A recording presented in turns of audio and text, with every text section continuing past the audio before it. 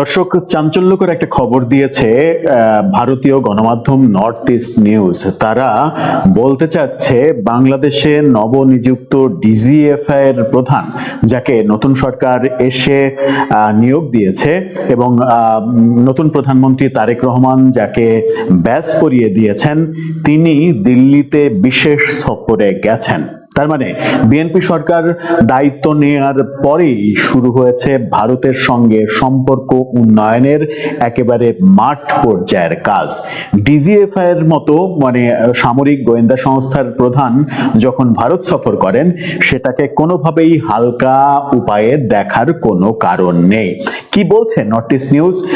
DGFI এর নতুন প্রধান ভারতে কি করছেন, ভারতের রাজধানী দিল্লিতে কি করছেন?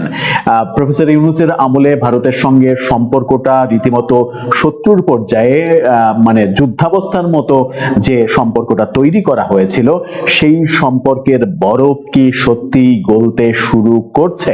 আমরা ইতিমধ্যেই গতকালকে আমাদের স্বরাষ্ট্রমন্ত্রীর সঙ্গে ভারতীয় রাষ্ট্রদূত প্রণয় ভার্মার মিটিংও দেখেছি। সব মিলে ভারতের সঙ্গে সম্পর্ক উন্নয়নের দৃশ্যমান ব্যাপারগুলো চলছে। সাথে রয়েছে ভারতে আশ্রয় নেওয়া আওয়ামী লীগের সর্বোচ্চ নেতা শেখ হাসিনা সহ আওয়ামী লীগের শীর্ষ নেতারা।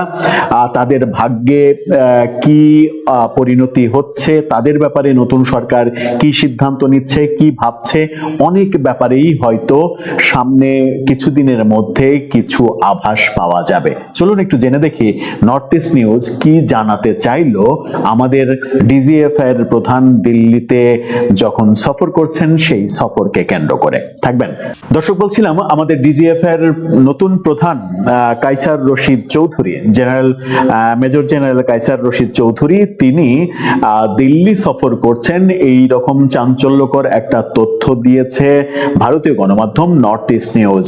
ভারতীয় গণমাধ্যম নর্থ ইস্ট নিউজের সাংবাদিক চন্দন নন্দী তিনি এই খবরটা নিশ্চিত করছেন। যদিও বাংলাদেশের কোনো গণমাধ্যমে এই খবরটা আমরা দেখিনি, হয়তোবা গুরুত্বহীন ভাবে কোথাও ছাপা হতে পারে, কিন্তু গুরুত্ব সহকারে কোথাও কোনো বাংলাদেশের শীর্ষ যত গণমাধ্যম আছে, কোনো গণমাধ্যমেই ব্যক্তিগতভাবে আমার চোখে পড়েনি। নর্থ ইস্ট নিউজের শিরোনামটা দেখে নিন। তারা বলছে Bangladesh DGFI chief major general Kaiser Rashid Chowdhury in New Delhi. তিনি নিউ দিল্লিতে অবস্থান করছেন। কমপক্ষে 5 বছরের মধ্যে এটি কোনো ডিজিএফআই প্রধানের প্রথম ভারত সফর। মেজর জেনারেল চৌধুরী চিকিৎসার জন্য কমপক্ষে 2 থেকে 3 দিনের জন্য ভারতের রাজধানীতে থাকবেন, এই কথা বলা হচ্ছে। কিন্তু তিনি কি শুধুই চিকিৎসার জন্য গিয়েছেন, নাকি এটার সঙ্গে ভারত বাংলাদেশ কূটনৈতিক কোনো সম্পর্ক রয়েছে? কি বলছে তারা? বাংলাদেশে নবনিযুক্ত director general of forces intelligence DGFI প্রধান মেজর জেনারেল কায়সার রশিদ চৌধুরী নয়াদিল্লির উদ্দেশ্যে গতকালকে উড়াল দিয়েছেন, এই তথ্য দিচ্ছে নর্থ ইস্ট নিউজ। এটি দেশের শীর্ষস্থানীয় কোনো সেনা কর্মকর্তা এবং গোয়েন্দা সংস্থা প্রধানের প্রথম এ ধরনের সফর। মেজর জেনারেল চৌধুরী এবং তার স্ত্রী ইন্ডিগো এয়ারলাইন্সের একটি ফ্লাইটে, ফ্লাইট নাম্বারও দিয়ে দেওয়া হয়েছে 6E1104, ভারতের রাজধানীর উদ্দেশ্যে রওনা হন, যেখানে তিনি পূর্ববর্তী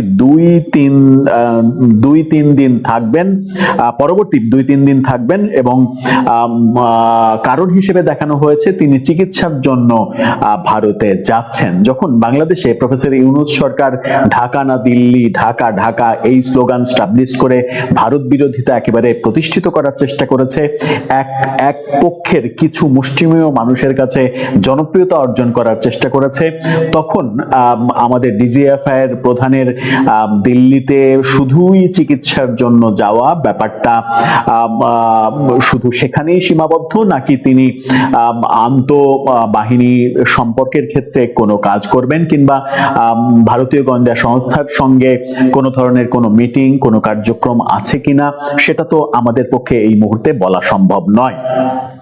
সাম্প্রতিক বছরগুলিতে এটি কোনো ডিজিএফআই প্রধানের প্রথম ভারত সফর। 17 ফেব্রুয়ারি প্রধানমন্ত্রী তারেক রহমানের নেতৃত্বাধীন বিএনপি নেতৃত্বাধীন সরকার আনুষ্ঠানিক দায়িত্ব গ্রহণের পর বাংলাদেশ সেনাবাহিনীর অভ্যন্তরে সাম্প্রতিকতম রদবদলের মাধ্যমে মেজর জেনারেল চৌধুরীকে ব্রিগেডিয়ার থেকে পদোন্নতি দেয়া হয়। সেনাবাহিনীর উচ্চপদস্থ কর্মকর্তাদের মধ্যে ব্যাপক ও তীব্র বদলি ও পদায়নের ফলে সশস্ত্র বাহিনীর বিভাগের, যা প্রধানমন্ত্রীর কার্যালয়ের অধীনে, principal staff officer lieutenant general Kamrul হাসানকে অপসারণ করা হয়েছে। এই তথ্য তারা দিচ্ছে। আসলে অপসারণ তো করা হয়নি, তাকে পররাষ্ট্র মন্ত্রণালয়ে বদলি করে দেয়া হয়েছে।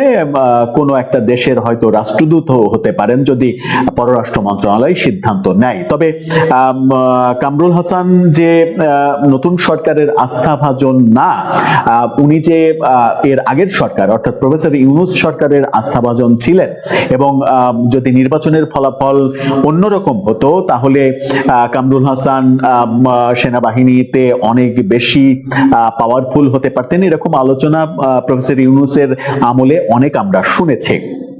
তারা বলছে আরেকজন senior officer lieutenant general Mohammad Shahinul Haque, যিনি ঢাকা ভিত্তিক ন্যাশনাল ডিফেন্স কলেজের কমান্ড্যান্ট ছিলেন, তাকে কোয়ার্টার মাস্টার জেনারেল হিসেবে নিযুক্ত করা হয়েছে। অন্যদিকে সেনাপ্রধান জেনারেল ওয়াকারুজ্জামানের ঘনিষ্ঠ হিসেবে বিবেচিত লেফটেন্যান্ট জেনারেল মইনুর রহমানকে জেনারেল স্টাফের প্রধান হিসেবে নিযুক্ত করা হয়েছে, যা একাধিক কারণে খুবই গুরুত্বপূর্ণ একটা দায়িত্ব। আরও বেশ কয়েকজন ঊর্ধ্বতন কর্মকর্তাকে তাদের কমান্ড পদ, বিশেষ করে 19তম, 24তম, 66তম পদাতিক ডিভিশন থেকে কম গুরুত্বপূর্ণ পদে স্থানান্তরিত করা হয়েছিল। বদলি ও পদায়নের মধ্যে quarter master general lieutenant general Faizur রহমানকে এনডিসির প্রধান হিসেবে স্থানান্তর করাও অন্তর্ভুক্ত ছিল এই কর্মসূচির মধ্যে। অর্থাৎ বিএনপি সরকার এসে সেনাবাহিনীতে একটা ব্যাপক উচ্চ পর্যায়ে একটা ব্যাপক পরিবর্তন করেছে। বেশ কিছু পরিবর্তন হয়েছে। আমরা দেখেছি যে অন্তত 9 থেকে 10 জন উচ্চ পদস্থ সেনা পদে একটা বড় পরিবর্তন হয়েছে। খুবই স্বাভাবিক, নতুন সরকার এসেছে, নতুন সরকার এই পরিবর্তনগুলো করবেন, এটা মানে খুবই একটা স্বাভাবিক প্রক্রিয়া। এটাকে কোনোভাবে অস্বাভাবিক প্রক্রিয়া হিসেবে আপনি দেখতে পারবেন না। যদি বিএনপি সরকার ক্ষমতায় না আসতো, যদি এনসিপি জামাত জোট ক্ষমতায় আসতো, তাহলে এই পদায়নগুলো ভিন্ন রকম হতে পারতো।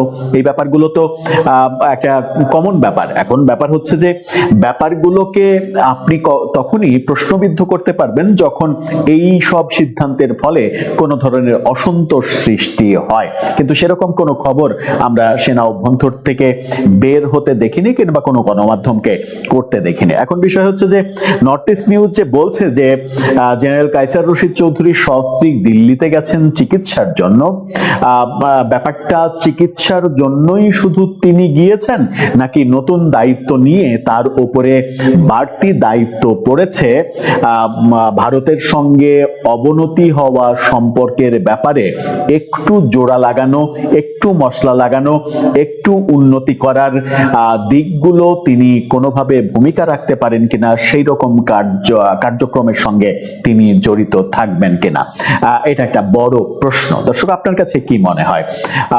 আপনার কাছে কি মনে হয় যে মুহূর্তে প্রফেসর ইউনূস সরকার মানে ভারত বিদ্বেষী মনোভাবটা বাংলাদেশে প্রতিষ্ঠিত করতে চেয়েছিল, ঠিক তার পরপরই নতুন সরকার এসে নতুন সরকারের নবনিযুক্ত ডিজিএফআই এর প্রধান শুধুমাত্র চিকিৎসার জন্য দিল্লিতে যাবেন? তাতে করে তো মানে এই সরকারের বিপক্ষ যারা শক্তি রয়েছে তারা তো নতুন, মানে এর আগে আমরা যেটা দেখেছি যে অন্তর্বর্তীকালীন সরকারের আমলে সেনাবাহিনী সম্পর্কে এহেন বাজে কথা নেই যা বলার চেষ্টা করেনি তথাকথিত কিছু রাজনীতিবিদ, তথাকথিত কিছু শিশু নেতা।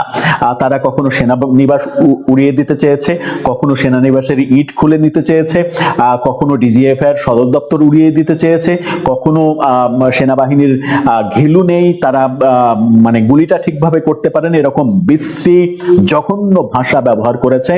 আমরা অবাক হয়েছি, খুবই অবাক হয়েছি সেই সময় যে সরকার তাদের বিরুদ্ধে একটি টু শব্দ পর্যন্ত করেনি এই ধরনের কটু কথা বলা সত্ত্বেও। সেই কটু কথা বলা ব্যক্তিরা আবারও তো নতুন একটা ইস্যু খুঁজে পেতে পারে যে ডিজিএফআই এর প্রধান তিনি দিল্লিতে যাচ্ছেন, দিল্লিতে চিকিৎসা নিতে যাচ্ছেন, বা তার কি চিকিৎসার জায়গা নেই, এরকম কটু কথা যদি বলে বসে করছেন এখন কেউ। আমার মনে হয় না যে অন্তর্বর্তীকালীন সরকারের আমলে যা ইচ্ছা যাচ্ছে তাই যা করা গেছে কিংবা করেছেন অনেকে, সেটা এখন আর কেউ করতে পারবে।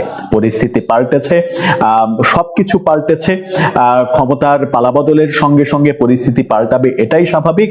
তবে পরিস্থিতি পাল্টাক আর না পাল্টাক, আমাদের স্বাধীনতা সার্বভৌমত্বের প্রতীক সেনাবাহিনীর মান সম্মান, সেনাবাহিনীর সুনাম, এটাকে অক্ষুণ্ণ রাখতে হবে যে কোনো মূল্যে।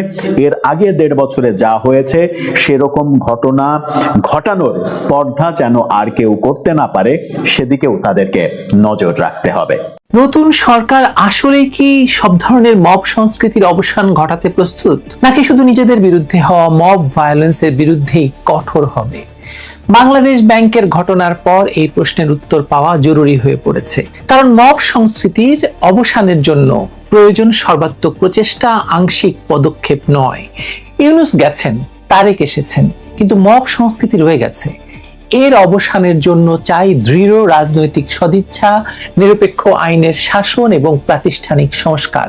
না হলে শুধু মুখের কথায় মব কালচার শেষ ঘোষণা করলেই এই সমস্যার সমাধান হবে না, বরং এটি আরো ভয়াবহ রূপ নিতে পারে। ডক্টর ইউনূসের 18 মাসের শাসন আমলে দেশ পরিণত হয়েছিল মবের রাজত্বে। তার ভয়াবহ দুঃশাসনের অবসান হয় ইতিহাসের কুখ্যাত ভোট জালিয়াতি এবং অনিয়মের মাধ্যমে। আওয়ামী লীগকে নিষিদ্ধ রেখে আয়োজিত একতরফা নির্বাচনে বিএনপিকে বিজয়ী ঘোষণার তামাশা এখন সারা দেশে পরিষ্কার, বিদেশেও পরিষ্কার। তারপরেও অনেকে ভেবেছিলেন এবার হয়তো একটি রাজনৈতিক সরকার মবের লাগাম টেনে ধরবে, কিন্তু সেই আশার গুড়ে বালি পড়তে 1 সপ্তাহ অপেক্ষা করতে হয়নি। বিএনপি সরকারের স্বরাষ্ট্রমন্ত্রী সালাউদ্দিন আহমদ দায়িত্ব নেওয়ার প্রথম দিনেই ঘোষণা করেছিলেন যে মব কালচারের দিন শেষ। তিনি দাবি করেছিলেন দাবি আদায়ের নামে মব কালচার করা যাবে না। কিন্তু মাত্র 2 দিন পর, অর্থাৎ 20শে ফেব্রুয়ারি, ঢাকার যাত্রাবাড়িতে চাঁদা না পেয়ে নূরে আলম ওরফে খায়রুল ইসলাম নামের এক লেগুনা চালককে পিটিয়ে হত্যা করা হয়। এরপর 21শে ফেব্রুয়ারির প্রথম প্রহরে শহীদ মিনারে শ্রদ্ধা নিবেদন করতে গিয়ে বিএনপি নেতাকর্মীদের মবের শিকার হন নবনির্বাচিত এমপি রুমিন ফারহানা। তাকে লক্ষ্য করে ভুয়া ভুয়া স্লোগান দেওয়া হয়, তার পুষ্পস্তবক ছিঁড়ে ফেলা হয় এবং শেষ পর্যন্ত ব্যারিস্টার রুমিন ফারহানা শ্রদ্ধা নিবেদন না করেই এলাকা ছাড়তে বাধ্য হন। আরো ভয়াবহ ঘটনা ঘটেছে বরিশালের আদালতে। সাবেক এমপি তালুকদার মোহাম্মদ ইউনূসকে জামিন দেওয়ার পরদিনই বিএনপিপন্থী আইনজীবীরা এজলাসে ঢুকে ভাঙচুর এবং বিচারককে হুমকি এবং গালিগালাজ করেন। এজলাসের সিসিটিভি ক্যামেরায় ধরা পড়েছে এই দৃশ্য। শুধু তাই নয়, আওয়ামী লীগ নেতাকর্মীদের জামিনের প্রতিবাদে বরিশালের 2টি আদালত বর্জনের ঘোষণাও দিয়েছিল বিএনপিপন্থী আইনজীবীরা। এই ধারাবাহিকতায় গত বুধবার বাংলাদেশ ব্যাংকের প্রধান কার্যালয়ে মব সংস্কৃতির নজিরবিহীন দৃশ্যের অবতারণা হয়। অতিরিক্ত পরিচালক তৌহিদুল ইসলামের নেতৃত্বে প্রায় 30 জন কর্মকর্তা ধর ধর স্লোগান দিয়ে গভর্নরের উপদেষ্টা আহসানুল্লাহকে ভবন থেকে বের করে দেন। এর আগে গভর্নর ডক্টর আহসান এস মনসুরও কর্মকর্তাদের প্রতিবাদের মুখে ভবন ত্যাগ করতে বাধ্য হন। ইউনূসের সময় যেখানে বিএনপি, জামায়াত, এনসিপি ত্রিমুখী দাপট ছিল, একটি ত্রিদলীয় সরকার ছিল, সেখানে এখন বিএনপির একচ্ছত্র আধিপত্য। চাঁদাবাজি থেকে দখলবাজি, কোনো কিছুই থেমে নেই। হাতিয়ায় বিএনপিকে ভোট না দেওয়ার অপরাধে গৃহবধূকে ধর্ষণের অভিযোগ উঠেছে বিএনপি নেতাকর্মীদের বিরুদ্ধে। শুরুতে বিএনপিপন্থী মিডিয়া এবং সাংবাদিকরা ঘটনাটিকে প্রোপাগান্ডা দাবি করলেও 5 দিন পর আদালতে মামলা দায়ের করেন ওই নারী। নোয়াখালী জেলার জাজ আদালতের নারী এবং শিশু নির্যাতনের ট্রাইব্যুনালে করা এই মামলায় বিএনপি সমর্থক 6 জনের নাম উল্লেখ করা হয়। এই ঘটনা প্রবাহের মধ্যে প্রশ্ন উঠছে যে স্বরাষ্ট্রমন্ত্রী সালাউদ্দিন আহমদ যে মব কালচার শেষের ঘোষণা দিয়েছিলেন, তার প্রকৃত অর্থ আসলে কি? রুমিন ফারহানার উপর মবের ঘটনা নিয়ে প্রশ্নের জবাবে তিনি আবারও বলেছেন, বাংলাদেশে মব কালচার শেষ। যদি কোথাও এমন ঘটনা ঘটে তবে আমাদের রিয়াকশন হবে অত্যন্ত কঠোর। কিন্তু বাস্তবতা হলো রুমিন ফারহানা 150 জনের বিরুদ্ধে মামলা করলেও ঘটনার 4 দিনেও কেউ গ্রেপ্তার হননি। উল্টো তিনি বিএনপির পক্ষ থেকে হুমকি পাওয়ার অভিযোগ করেছেন। বরিশালে গ্রেপ্তার হয়েছে, আমরা দেখেছি যে বরিশালে গ্রেপ্তার করা হয়েছে। মব সংস্কৃতির এই ধারাবাহিকতা আসলে দেশের গভীর রাজনৈতিক এবং সামাজিক সংকটের প্রতিফলন। তথাকথিত জুলাই গণ অভ্যুত্থানের পর থেকে যে আইন নিজের হাতে তুলে নেওয়ার মানসিকতা তৈরি হয়েছে, তা শুধু অন্তর্বর্তী সরকারের নির্লিপ্ততার কারণে নয়, বরং এটি একটি দীর্ঘমেয়াদী সামাজিক ব্যাধিতে রূপ নিয়েছে। মানবাধিকার সংস্কৃতি ফাউন্ডেশনের তথ্য অনুযায়ী শুধুমাত্র 2025 সালে সালেই বাংলাদেশে মব জাস্টিস এবং ম্যাস বিটিং এর মাধ্যমে 460 জনকে হত্যা করা হয়েছে। বাংলাদেশ ব্যাংকের ঘটনাটি বিশেষভাবে উদ্বেগের কারণ বা উদ্বেগজনক এ কারণে যে এটি দেশের সবচেয়ে গুরুত্বপূর্ণ আর্থিক প্রতিষ্ঠানে ঘটেছে। একটি কেন্দ্রীয় ব্যাংকের কর্মকর্তারা যদি নিজেদের মতবিরোধ মেটাতে মব সৃষ্টি করেন, তাহলে সাধারণ মানুষের কাছে কি মেসেজ যাচ্ছে? আদালতে মব সন্ত্রাসের ঘটনা তো আরো ভয়াবহ। বিচার বিভাগের স্বাধীনতার উপর এ ধরনের আক্রমণ গণতান্ত্রিক ব্যবস্থার ভিত্তিমূলকেই আসলে নাড়িয়ে দেয়। এই নাড়ানো শুরু হয়েছিল জুলাইতে, আপনাদের মনে থাকার কথা। অগাস্টে ক্ষমতা দখলের পর দেশের সর্বোচ্চ আদালতে বিচারকদের বা সুপ্রিম কোর্টের বা হাইকোর্টের বিচারকদের বেঞ্চ বসাতে দেওয়া হয়নি, মব সৃষ্টি করে, এবং সেই মবের নেতৃত্ব দিয়েছিলেন আসিফ নজরুল নিজে। তিনি আবার আইন উপদেষ্টা হয়েছিলেন। তার মানে নতুন সরকারের চ্যালেঞ্জ হলো এই মব সংস্কৃতি আসলেই নিয়ন্ত্রণে আনা। কিন্তু বাস্তব পরিস্থিতি ইঙ্গিত দিচ্ছে যে মব সংস্কৃতির নিয়ন্ত্রণ পরিবর্তিত হলেও এর চরিত্র বা পরিমাপ কমেনি। ইউনূসের সময়ে যেমন মব ভায়োলেন্সকে প্রেসার গ্রুপ হিসেবে আখ্যা দেওয়া হতো, এখনো প্রশ্ন উঠছে যে নির্বাচনের পরের মব কোন নতুন নামে পরিচিত হবে। সারা দেশে বাড়ি ঘরে হামলা, লুটপাটের অভিযোগ, নতুন করে মামলা বাণিজ্যের সূচনা, ভিন্ন মতাবলম্বীদের উপর দলবদ্ধ আক্রমণ প্রমাণ করছে যে নতুন বোতলে পুরনো মদ পরিবেশিত হচ্ছে। যারা মবের তাণ্ডব থেকে রেহাই পেতে বিএনপিতে আস্থা রেখেছিলেন, তাদের ঘটেছে মোহভঙ্গ। মাত্র এক সপ্তাহের মধ্যে ইউনূসের আমলের মতো সন্ত্রাসের প্রায় প্রতিটি ঘটনায় ঘটতে শুরু করেছে।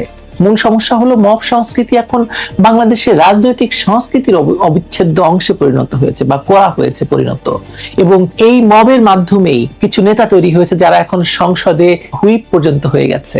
যখনই কোনো গোষ্ঠী প্রতিষ্ঠিত ক্ষমতা কাঠামোর বিরুদ্ধে যায়, তখনই তারা মব সংস্কৃতির আশ্রয় নেয়। আর যারা ক্ষমতায় থাকে তারা নিজেদের পক্ষের মবকে সমর্থন করে, বিরুদ্ধ পক্ষের মবকে নিয়ন্ত্রণ করার নামে দমন করে। এই দুষ্ট চক্র ভাঙতে হলে প্রয়োজন সর্বব্যাপী সংস্কার।